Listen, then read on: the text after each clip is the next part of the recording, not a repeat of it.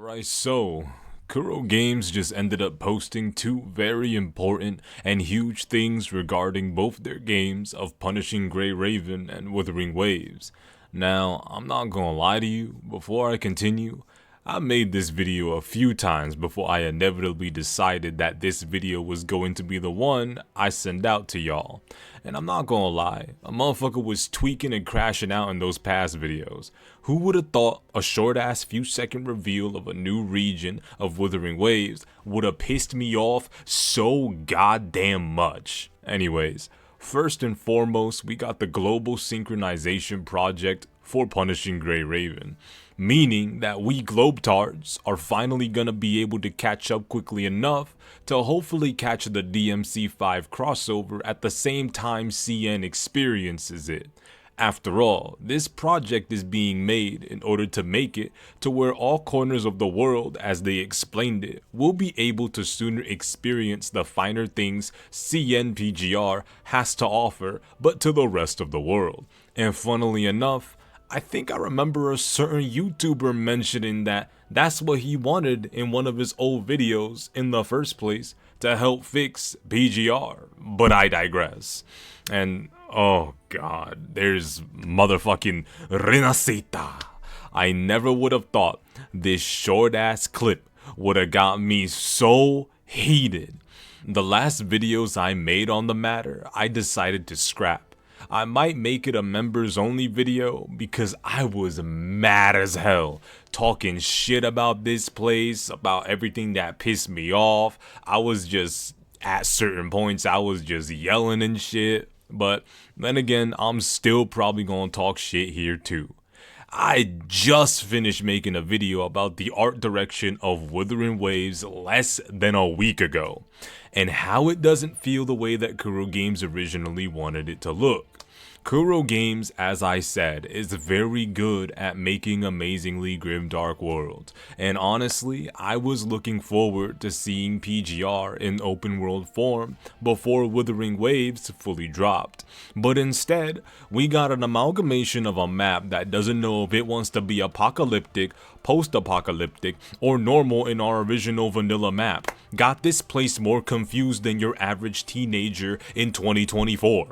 That's the thing that's so jarring for a lot of us, is that Wuthering Waves' identity is all over the place. And when I saw Rinascita's little sneak peek, I thought to myself, oh hell no, we not about to go back to Fontaine. And this ain't even a French problem. France in real life and France in Genshin don't even be looking super similar for real. But when you compare what we saw in Rinascita to Fontaine, that shit looks way too similar for its own motherfucking good. If you would've showed me this place, Rinascita, before Wuthering Waves dropped, I would've thought that you was showing me a motherfucking expansion of Fontaine. The only saving grace is that Wuthering Waves' character models do admittedly look a little different.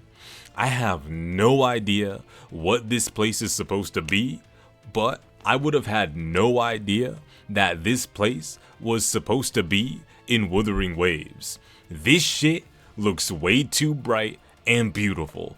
Is this really what Wuthering Waves is finna be? I very much so disagree with this direction, but fuck me, I guess.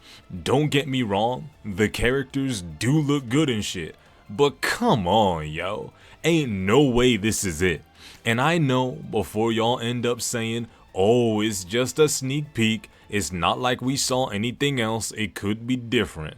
I already know that, but shit, y'all know damn well it doesn't seem like we're gonna get anything that I wanted for this game anytime soon, if at all. And if we do, it'll just be much later on down the line as a one-off region.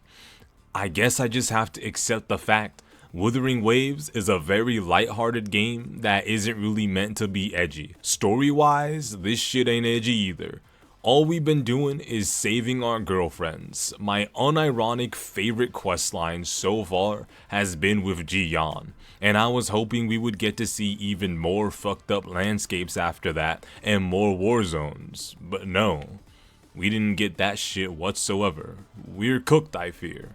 I hate to say it, but this game is starting to feel a lot like a much higher quality, more cybernetic Genshin. And just so you know, my expectations for what I wanted Wuthering Waves to be isn't even coming out of thin air or anything. And this isn't something that we shouldn't have expected. We genuinely could have got massive destroyed cities to explore around. The game beforehand, before it became whatever the fuck amalgamation it has become, felt so near automata. The way the world looked beforehand was what I wanted. It is what I wanted. So many of you hard-headed motherfuckers think I want the story back? I don't even fully know what the CBT1 story was about. That's not what I'm talking about. What I wanted was Kuro Games to do one of their favorite aesthetics, near automata type shit. I wanted to explore the destroyed city. It was called the Wasted Metropolis for one of the areas of the map. I wanted this joint back. But everywhere practically. I want Rinascita. I hate that I feel like I'm the only one who feels this way, even though I know damn well I'm not. I hate that we don't have our near automata Punishing Grey Raven open world gacha RPG, because that was the plan. I needed it to always be the plan. I feel like I slipped into a false timeline where all this incorrect shit is happening. And yo, the characters for Rinascita, they look good as hell, yes. Objectively, a lot of places look goddamn beautiful in this game. The characters as well. But it just doesn't hit what I need it to hit. I wish I could sit down and really dive into understanding what exactly it is Kuro Games is thinking when it comes to Wuthering Waves and what they're trying to do, and don't just fucking sit there and tell me it's just about the money. I'm sick and tired of shit being that way anyway. I hope that Rinascita is all perfect and good on the surface, but beneath it all, it's corrupt, or that Frolova is gonna pull up and make all of those tame and friendly tacits turn on the civilians and destroy a town. I don't know, something like that. Like I said in my last video, I just wish Wuthering Waves was different. That they could go back and do what they wanted to deliver before. I wish pussies didn't want to fucking change the forgotten wastelands of the game and its gray tone. I wish it wasn't all about getting your dick hard for characters or making characters' entire existence revolve around Rover, like Camellia or Shorekeeper, or any other character who just wants to obsess over you or can't live without you. I get Rover getting loved is one of the things that a lot of people find appealing, and don't get me wrong, I can 100% agree that having characters that are like this is good, because who doesn't like the occasional, oh, this character is all about you and loves you? Everybody wants to feel loved, everybody wants to feel obsessed over. I just wish that there were other characters that were just worth more than that will arrive more often. I wish Wuthering Waves wasn't complained at by colorful obsessed softies.